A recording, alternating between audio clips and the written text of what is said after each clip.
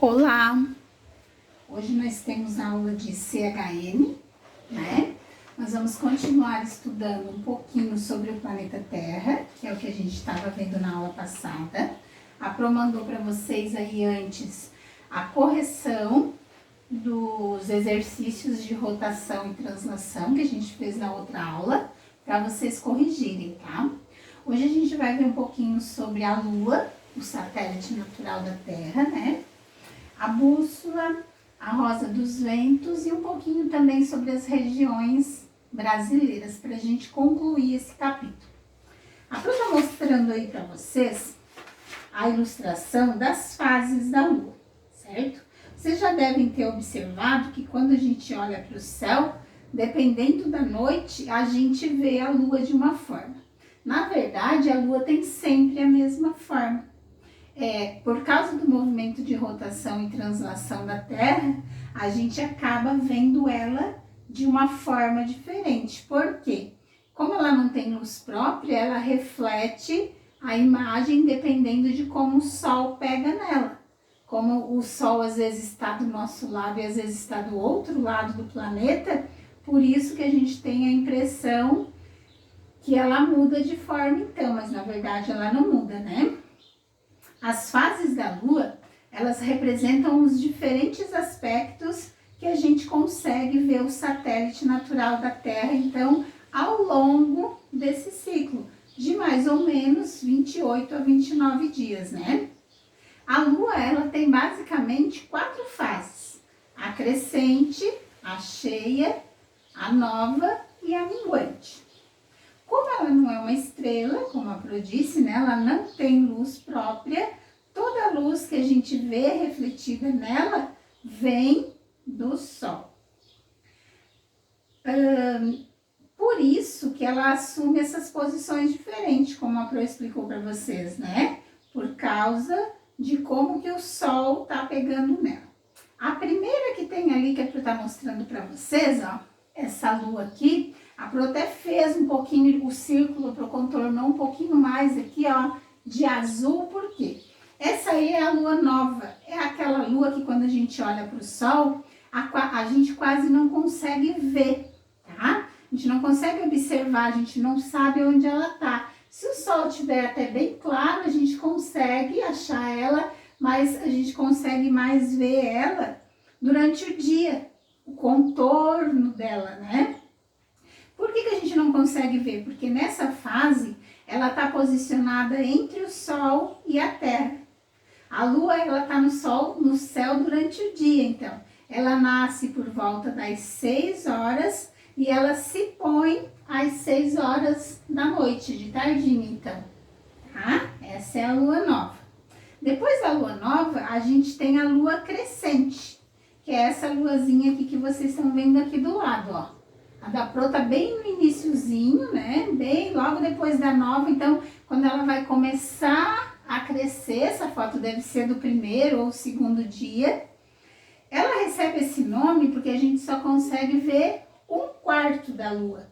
Quando ela estiver bem crescidinha, né? A gente vai ver mais ou menos parecida com essa, assim, mais cheinha.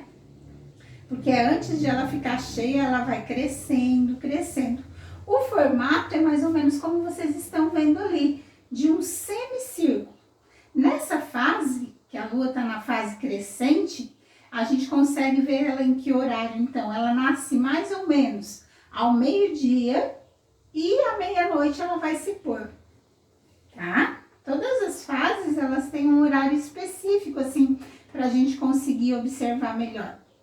A Lua cheia, que é essa que tá aqui embaixo, né, que é a Lua mais conhecida, é aquela Lua que quando tá lá no céu, a noite fica bem iluminada, é quando a gente consegue ver a Lua na forma total dela.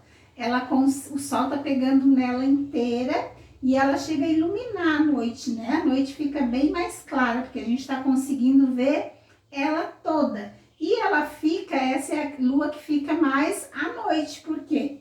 Ela nasce às 6 horas da noite e ela só vai se pôr no outro dia às 6 horas da manhã. Então, ela fica a noite toda ali, como se estivesse iluminando a Terra, mas na verdade não, né? Só recebendo a luz do sol essas 12 horas então. E essa última lua aqui, que tá aqui no cantinho, a lua minguante, que é o último estágio da lua, né? Ela também tem um formato de um semicírculo e de novo a gente consegue ver 1/4 da totalidade da lua. Ela é o contrário da fase crescente ali, né? Lá ela ia aumentar até ficar cheia e aqui ela começa a diminuir até ela voltar lá para o início de novo, ficar bem quase invisível no céu. Ela também nasce à meia-noite e ela se põe ao meio-dia, tá? Então aí tá as 4 fases da lua, a nova, crescente, a cheia e a minguante.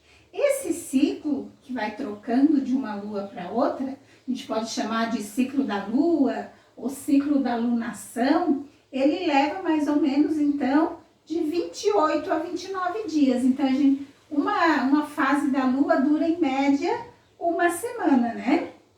As fases da lua, elas são muito importantes. Os agricultores, né, geralmente eles observam em que fase que a lua tá para fazer suas plantações. No mar também, né, eles observam, eles sabem que a lunação, ela interfere, né, na pesca. Então, as fases da lua, às vezes a gente pensa, a lua não serve para nada. Serve, ela tem grandes influências no nosso planeta, tá? Agora tu vai tirar aqui as fases da lua, então, pra gente conversar um pouquinho sobre a bússola. A bússola magnética. Deixa eu posicionar ela aqui. Ó, colocou aqui o desenho da bússola, então. Ela é um objeto utilizado para orientação geográfica também. Durante muito tempo, esse instrumento ele foi usado na navegação como forma de localização. Então, até hoje, ela é uma das maiores invenções da humanidade. Por quê? Antes não existia essa modernidade que tem hoje, né? Então, eles tinham dificuldade para se deslocar de um lugar para o outro e acabavam se perdendo muitas vezes. E a bússola, quando eles inventaram a bússola, era uma maneira de eles se orientarem para saber que direção que eles estavam indo. Como que funciona a bússola, então? Ela tem uma agulha magnética colocada de maneira horizontal aqui, né? E ela é capaz de localizar os pontos cardeais. A gente já viu, né? Os pontos cardeais norte, sul, leste, oeste. Então, na rosa dos ventos, ela indica os pontos cardeais, os colaterais e os subcolaterais da Terra. Ó, se a gente observar aqui, tem o norte, sul, leste, oeste, e depois tem ali o nordeste, noroeste, sudoeste, e ainda tem os subcolaterais que a gente não vai conversar, tá? Vamos ficar só nos cardeais e nos colaterais. Por que a bússola funciona? Ela funciona porque o magnetismo terrestre, ele é atraído para a direção dos polos do planeta. Então, a bússola, ela sempre vai apontar para o norte. A gente usa ela, se a gente sabe que o norte, ela aponta para o norte. A gente sabe que para lá é norte, sabe que para o lado oposto vai ser o sul. E para os dois lados, daí então, leste ou oeste. Essa agulha que tem suspensa ali no centro da gravidade, ela gira de acordo com os movimentos realizados. Conforme a pessoa vai se andando, né? Conforme ela vai se mexendo, a bússola ela vai girando também. Quando ela aponta para o polo norte magnético da Terra, então como a Pro disse, a gente sabe que o outro lado é o sul. É como se fosse um ímã, né? A bússola, eles acreditam que ela foi criada, o comecinho, né? Na China, tá? Ela era um pouco diferente, não era como a Pro tá mostrando para vocês agora. Mas eles, naquela época, no século I, eles já inventaram um objeto para que ajudasse eles a se localizar no espaço. Depois disso, então, quando eles começaram a usar, tanto para se localizar na cartografia, né, para fazer mapas, na astronomia, mais tarde ela foi levada para a Europa pelos árabes e depois ela foi se difundindo por todo o mundo então. Na Idade Média, no Renascimento, já era um objeto muito conhecido.